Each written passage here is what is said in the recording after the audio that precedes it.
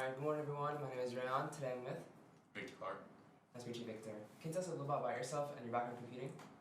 Well, I started HTML when I was 17, not 17, 15, and that was my first experience. Ever since then, I fell in love with it. That's wonderful to hear. With an increase in technology and our reliance on it, especially in education, we're seeing many people actually input very sensitive information into stuff like ChatGPT or Copilot. What are your concerns about people putting sensitive data into generative AI such as this? The issue with that is that anybody can put a prompt and information comes up. Also, when it comes to having that information, if a kid is in school, 7th, 8th grade, why learn it when it's already there? Which is a good argument to make, in my opinion. Mm-hmm.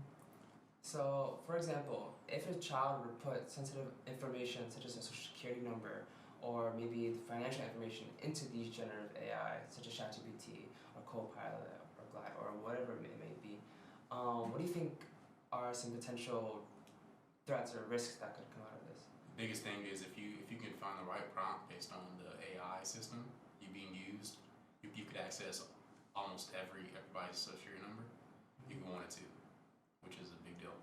Mm-hmm. Do you think that we should be able to trust these companies with sensitive information such as this, or do we need to have more laws and more regulations in place in order to prevent anything bad from happening? I think there should be trust, but to an extent, you gotta understand that companies sell information for the money, even the big ones do. So you can trust, but not fully. Mm-hmm. I say like around 70% trust. Mm-hmm. I definitely agree with that. And it's also be that developer transparency when it comes to this.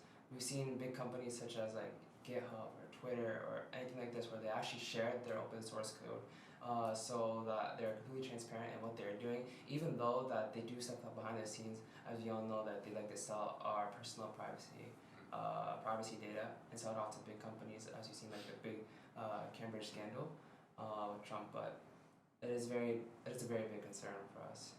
Thank you so much for your time today, Victor.